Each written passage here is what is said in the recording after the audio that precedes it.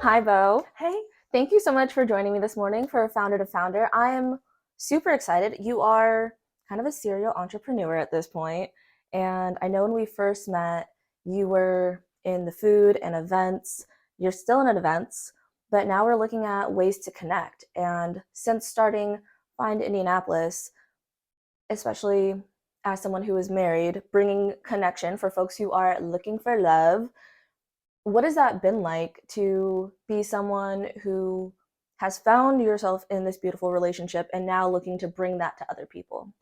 Yes. Well, it's been a lot of fun. I really was able to it's been so much fun being able to just meet a bunch of different people, and me being married, it honestly kind of takes the pressure off a little bit.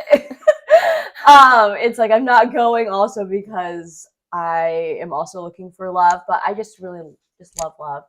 And I want a way to support my single friends, and they are awesome people. Mhm. And just, dating apps weren't their thing, Mhm. or they were on it for a little bit, but everybody had similar complaints of not being able to follow through on a date, or you know just endlessly swiping. And I'm like, there's got to be a different way, or how are these other events happening? And I started doom scrolling, and I found these fun events in different big cities, Mhm. like singles events, pitch a friend, and they Yeah. looked like a lot of fun. And I was sending them to my friends, like, "Oh, does Indianapolis have anything like this?" And they here and there, once in a while, would pop up, but Mhm. have a consistent events for singles. I just didn't see it, so Yeah. yeah.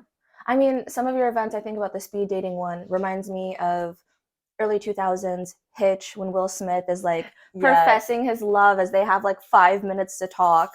I think it's so cool to be bringing that back because I mean, meeting people in person used to be how you met. You met at work, you met at the water cooler, you met out the bar, and then Yeah. we kind of, as technology became more of a thing, I know in college, pre-pandemic, I was already on the apps. That's how I met my husband. Mhm.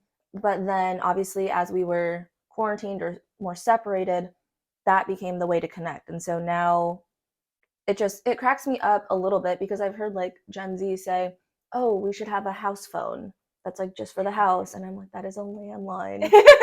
And so now we have this new wave, and folks who were part of meeting people in person or had heard their parents met like at a bar or whatever, Mhm. and now it's coming back. What has that been like to kind of be part of this not movement but this era where we are trying to find connection in person and getting off of meeting people online? Yes. It, kind of, yeah, going back to the old school days, if we Mm-hmm. can say, going retro. And it just, I think it's great for people that are good at meeting people in person too. We all Mm-hmm. have different personalities in the way that we connect. And some people, I'm the same way. My husband and I met on an app, and now we're married. But it just gives people that are more, that like talking, that have those interactions and feel the vibes, and it gives them an opportunity to be able to really shine in their light too. Yeah. um what was the original question? Trying to think. That's okay. What has it been like to be part of The movement. like moving back to in person? Like, Okay. has I mean, you could answer it like how it's been received because I also think Okay. there's a lot of different like social cues now. Yes. Okay. um from going from online into having more of in-person experiences, it's been received very well. Mm-hmm. Our speed dating events, they sell out with 70-80 people a Oh lot of wow. times, depending on the venue capacity. Mm-hmm. But yeah, there's a lot of people open and wanting to meet people in person, which just That's makes me cool. really happy. Whenever I first started, I wasn't sure, and are people going to be going to like Right. this? But it has been really good, and it's been fun trying to provide and think of different types of events for different types of people. Mm-hmm. So speed dating is consistent, but also incorporating different activities and interests, like pickleball or pasta making, just to get people that have different interests that they can meet other singles, and provide a safe space too, that Mm-hmm. people know, oh, I'm very intentional. I want to put myself out there, and here are other singles that also want to meet other people too. Yeah, and I think I love how much when you hosted the Pitch Your Single Friend event, you asked people to list out like what your hard stops were, what your big green flags were. Like it, how do I say this? Like it cut to the chase. Mm-hmm. Because I think we're also in this time where people want to be upfront with what they're looking for in a person. Not to say that they don't want to waste time, but we're in this space of being authentically ourselves, being upfront about who we are and what we're looking for. Mm-hmm. And I think that part is really cool because then that takes almost another level of pressure off where Yeah. when you are at a speed dating event, you aren't worried like how will I meet someone, how will I start a conversation, because you're there for that purpose, which I think is really cool and already sets a different level of intention than just going out Friday, throwing spaghetti at a wall, trying to find love.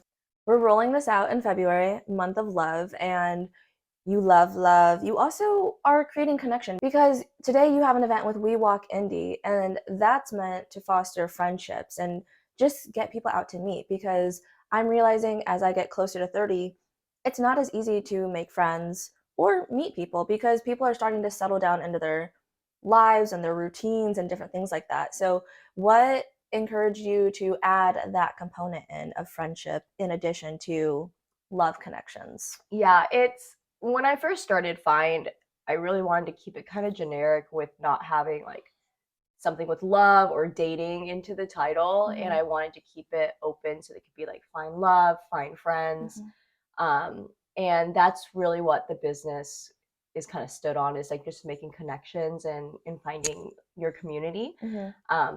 Dating was like the first thing that we kind of started with, Yeah. but I really do love friends, and friends mean so much to me. Like Mm-hmm. I love my chosen family and my Mm-hmm. friendships, and just being able to meet other people that I wouldn't, see on like Bumble BFF, or Yeah. just doing those different avenues. It's been a lot of fun. It's been really great working with Casey and We Walk and just the other like community and friend events that are offered around Indy, because they are doing a killer job. They Mm-hmm. are.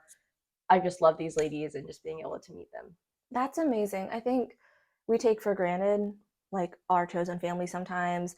And when you move to a new city, or maybe when you go through some kind of life change, it can sometimes feel like you're starting over. And so I love that you're fostering all these different ways for people to connect in whatever way they're looking to connect. Yes, and it's been nice because people are, especially my friends, and just we are in different life stages as Mm-hmm. well, and some of us are in different life stages than others. But then how do we find other people that can relate to us if Mm-hmm. you've had kids or you're not, or you just moved here, Mm-hmm. and that's been really fun. And sometimes we are able to like during our events, we also incorporate technology into it. So we are able to match people on some sort of compatibility. Oh, So you're not cool. just blindly going in and, kind of similar, like just seeing who's there and things. So that some Right. people have some core interests or Mm-hmm. values that you also have. That's awesome. And I mean, speaking of interest, you have an array of events that touch on different things. Like you have the trivia night. Mm-hmm. You talked about pasta making earlier, and it's not to ask you to be an expert in all these different categories and different networks of people, but what has that been like to approach this, wanting to create connection, authentic connection in all of these different interests? Well, yes, I agree. I've from my entrepreneurial journey, I've definitely found out I'm not the expert in everything. So it's been fun to be able to partner with people that are like, that's what they do. So Mm-hmm. being able to partner with the Quizler, and he runs the trivia night. So it's been nice to give people, especially the dating event, something different format, and but being able to run like having different business owners around Indianapolis run the trivia night, run pasta making. We're having a wine tasting coming up this month, Oh, so it's fun. like partnering with those people that's their bread and butter and their whole life. So it's been fun trying to just think of things that I want to go to, and I also love to ask audience and followers on Mm-hmm. what they like to do. It's something I always ask whenever I have like a break time during an event, like, oh, what do you do for fun? And a lot of people have been saying games, and I'm like, oh, that sounds. I like playing games, so trying to figure out how I can find like a game person to be able to offer that. activity. That is so fun because then you're getting that real-time feedback to pour back into all of the people who are there. Mm-hmm. And I think sometimes, especially when you're hosting an event, it can be hard to think about the right now, what to do later, and what are people thinking while they're here. And I think you've done such a great job with that. Just huge kudos to you. I was at your Pitch Your Single Friend event, the first one, Yeah. and there was a survey. Like you had a lot covered, which was incredible because, again, first time doing it, but it's not your first time doing events because you used to host those events, but in food. Yes, that was a stressful time. I'm so glad I'm not doing that anymore. Yeah. I mean, you found something for you, too. Yes, I found something. Find Indianapolis is everything. It is a full circle business.